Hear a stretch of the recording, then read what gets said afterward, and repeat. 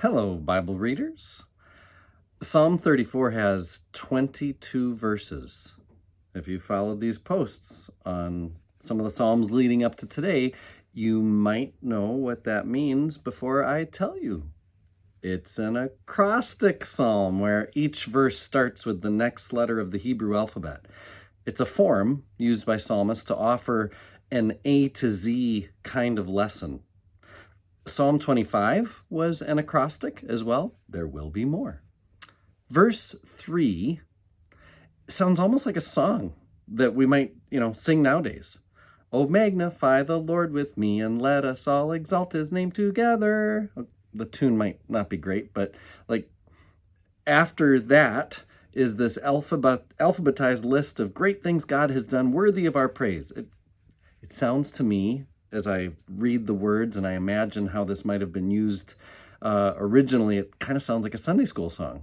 But it's still sophisticated in what it says and how it communicates the lessons that it's trying to get across, as some Sunday school songs are sophisticated as well. So it's join in, that's kind of how it starts, and then a list of praiseworthy God works, and then there's this section of instruction on the fear of the Lord, which is a concept that can really cause some of us to stumble, or maybe all of us to stumble at times. We're rightly suspect of authority figures that want us to live in any kind of fear of them, right? Be afraid of me is not an inspirational tactic.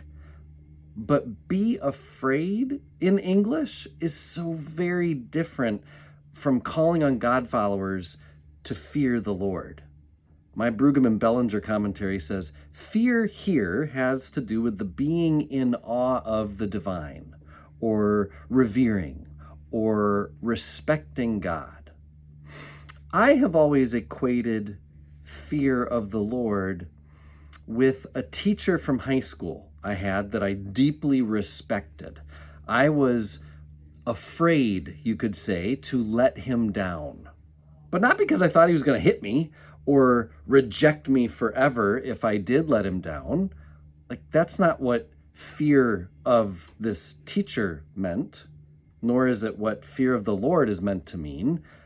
I was afraid to not actually be what this teacher of mine thought I had the potential to be, what I could be, which in my imagination, I was like, I could be something like him, not a clone of him, or even necessarily walk the same path as him, but I could work like he works. I could share in his kinds of values. In other words, our character seemed similar. I respected his character and thought I might be able to share in character traits like that. And I lived in fear, you could say, of discovering that my character would prove insufficient to navigate the world like he did, like I knew I could. Being in awe of the divine, revering or respecting God, is like that. It's not that we're clones of God by any means, or that our work to do is exactly what God wants and needs to do. We're not built to be little gods, but we are built to be like God, sharing in God's values, reflecting God's kind of character.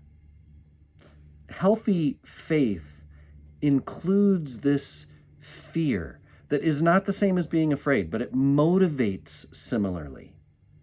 Because fear motivates, right? Well, this motivates like that.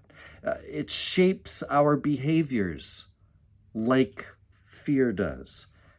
Fear of the Lord is not easily explained or described. It's one of these great concepts that invites thought and consideration, and in this case, a psalm, a prayer. It's something to be prayed about. Proverbs uses the phrase fear of the Lord a lot and teaches that such reverence is the beginning of wisdom. So it's an idea worthy of your imagination today.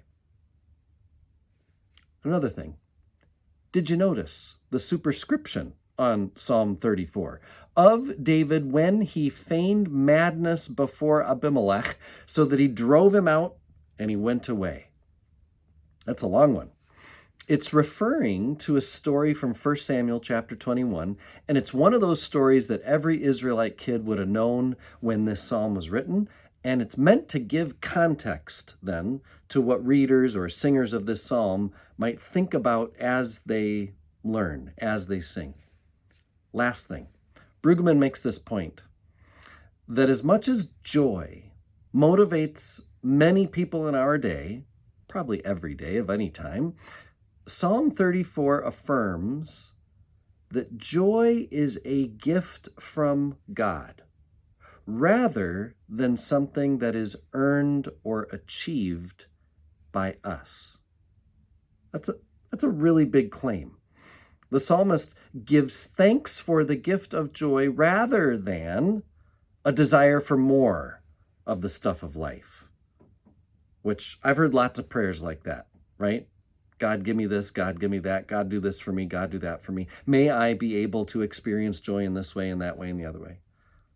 In other words, thanks for what is instead of give me what isn't in my life yet, Brueggemann says.